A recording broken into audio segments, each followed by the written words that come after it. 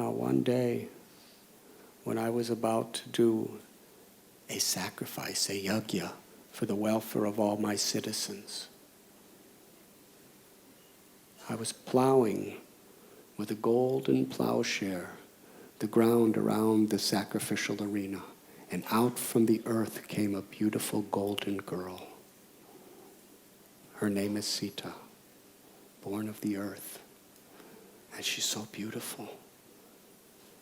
In fact, Narada Muni told me that she's the goddess of fortune herself.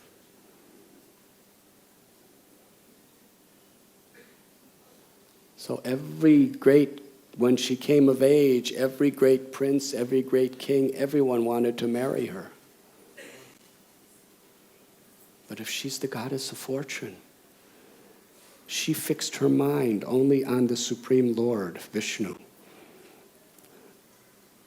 So I decided to put a test that only a person who could lift this bow and string it will take the hand of Sita in marriage. And I knew only Vishnu, the Supreme Lord, could do it. So king after king, prince after prince, warrior after warrior, everyone is coming. This bow is it's so heavy that no one is even able to budge it slightly from where it's laying down. Even the mighty Ravana couldn't take it off the table.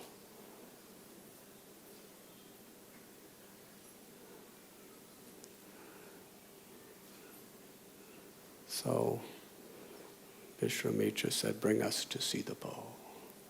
So the next day, they had 300 huge, strong men pull this iron case into the center of the court of the king.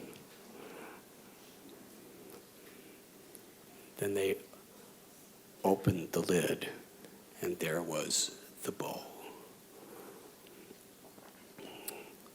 It was made out of celestial wood, gold, diamonds, rubies, emeralds, and jewels decorating it. Hundreds of little bells tinkling, but nobody could make it tinkle because nobody could move it. Ready. It was huge. And the word spread throughout all of Mithila that Ram, the prince of Ayodhya, has come and he's going to try to lift the boat. So everyone was praying. Sita was in a balcony in this special room where the bow was kept. And she saw the beauty of Ram from above.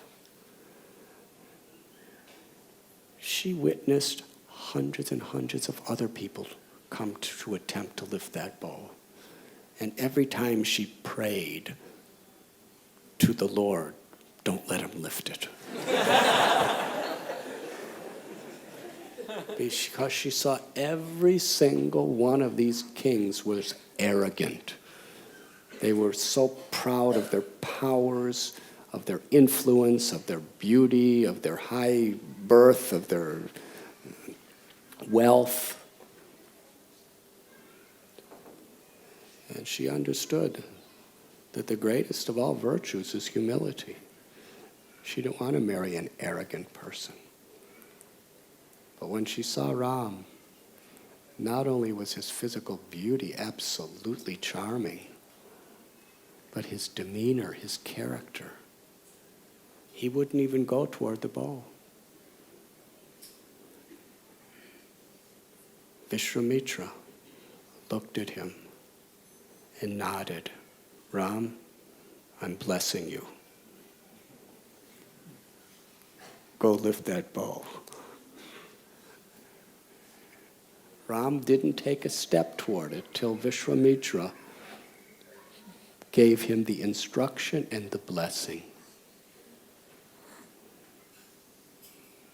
Just see, The Lord would not do it without receiving the blessings of his superiors, his senior. After receiving Vishwamitra's blessing, Ram very slowly walked up to the bow. And Janak Maharaj, his heart was palpitating like, if Ram can't do it, then there's no use in me living anymore. He was the queens, the kings, everyone there was just praying from their heart of hearts, please Ram, pick up this bow. And Sita, she was watching from the top with tears in her eyes. Her heart was fluttering, praying, pleading, begging, give Ram the power to do it. I've already given my heart, my life, my everything to him. And Ram made everything very dramatic. He stood in front of the bow for some time and looked at it. As all these emotions were happening in everyone's hearts and everyone's minds.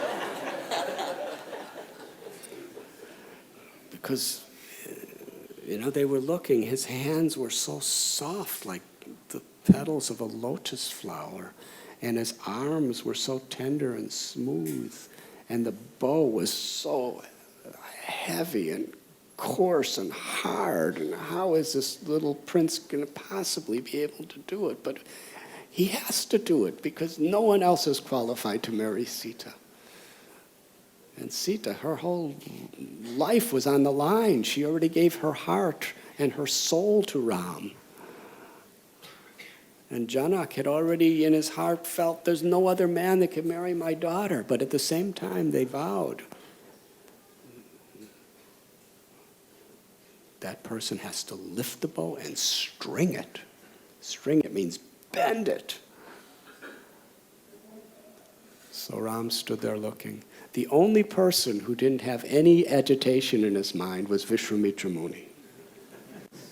Because Vishwamitra Muni knew the power of Ram. He's the Supreme Lord. Very interesting relationship. Ram asked blessings from Vishwamitra Muni, and Vishwamitra Muni understood that Ram's my Supreme Lord. Whatever blessings I have is only coming from him.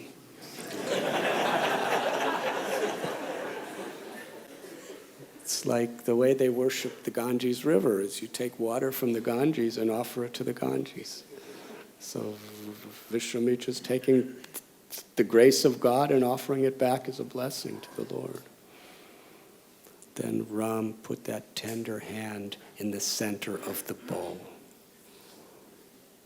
and just stood still, holding the center of the bow.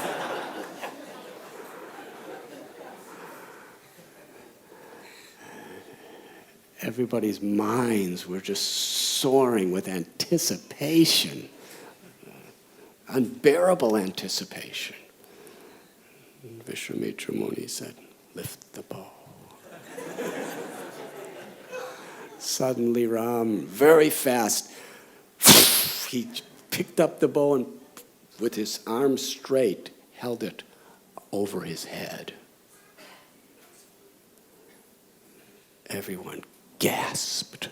It was inconceivable. It was incredible. It was unbelievable. No, even the greatest, most powerful people on the planet, many of them together couldn't lift it off the table. And this teenage prince, Ram, just lifted it right over his head effortlessly as a person just picks up a little piece of bamboo. Then he placed one end to the ground. Then he took the top end and bended it and put the string and strung the bow. There was absolute, total silence during this whole procedure. And then Ram he already did what he was supposed to do. He strung the bow. But then he wanted to see what this bow is really made out of. So with one hand he held the bow up, with his other hand he pulled a string and he pulled it back, back, back, back until it was bent like a semicircle, and then the bow cracked. But it didn't sound like what I just did.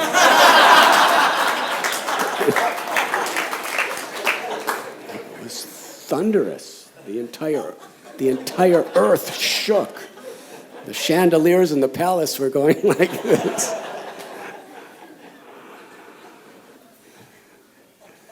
And then Sri Ram very gently placed the pieces of the bow back into the chest.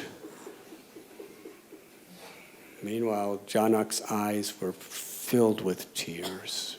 It was the happiest moment of his entire life. And Sita on the balcony, she was smiling. She just wanted to jump and start dancing.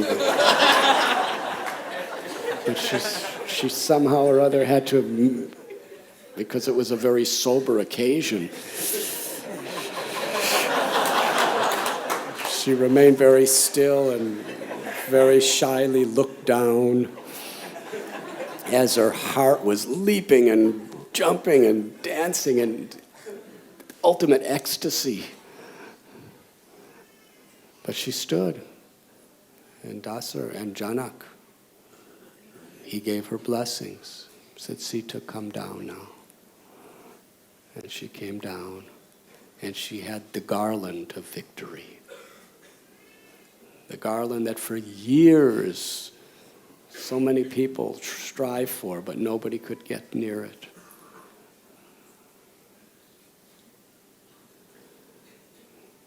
And Sita stood opposite Ram, and she looked down on the ground, very shy. Then she very slowly, her eyes lifted, beautiful lotus-like eyes.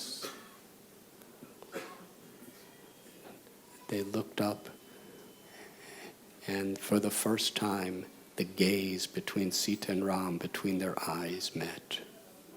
And at that moment, they both totally gave their hearts to each other. The relationship, their eternal relationship, was reunited. And they both gave their absolute infinite love to each other through their glance. And Sita then looked down, and Janak Maharaj said, my beloved Sita, offer the garland of victory to Ram. Then she very slowly approached, lifted her arms and placed that golden garland around Ram's neck. At that moment, everyone in the kingdom of Ayodhya was singing and dancing and praising, and flowers were falling from the heavens upon Sita and Ram.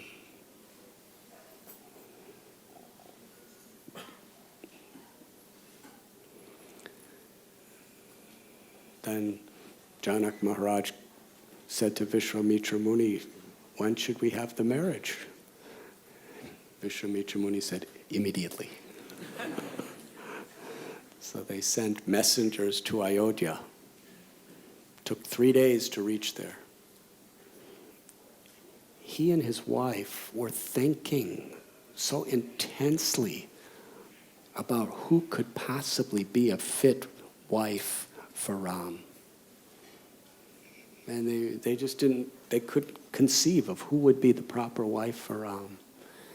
And just the day Vishwamitra Muni came, they were just discussing it and talking about it. And what appeared to be the worst possible thing, that Vishwamitra Muni was taking him away. Because even though it appeared to be a reversal in his life, because he reciprocated with the mercy, with the grace, the blessings of this sage, ultimately his innermost desire was fulfilled by Ram leaving. And then Dasaratha said, immediately, we will bring our armies, we will bring our ministers, we will all go for the wedding. Took him 5 days to reach there. And Dasaratha and Janak, old friends, they sat down together and made all the arrangements for the marriage. And Vashishta Muni was there as the head priest. Should I continue? I'll end real soon because it's becoming late.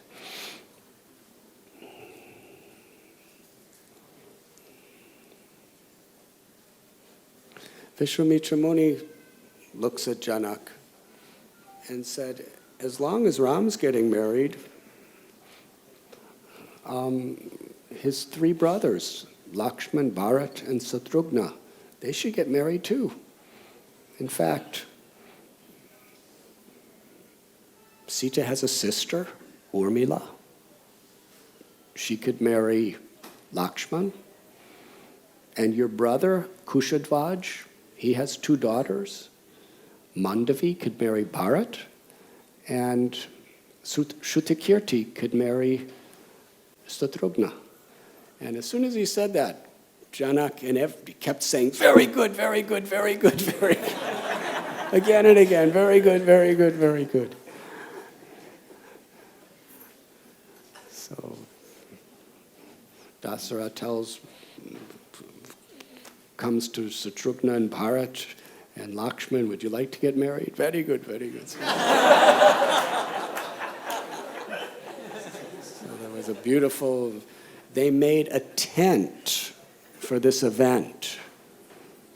It was a magnificent, opulently decorated tent.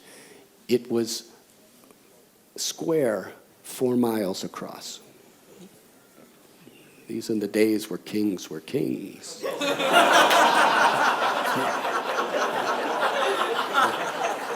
They could do these things. It wasn't like the pandals that we use. It's gorgeous, more beautiful than a palace itself. And the marriage took place where Janak and Kushadvaj performed the Danyakan, Kanyadan. Kanya? Sannyasis don't know these.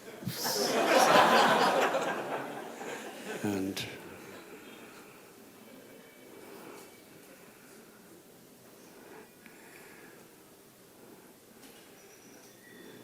thank you very much. Srila Prabhupada ki jai.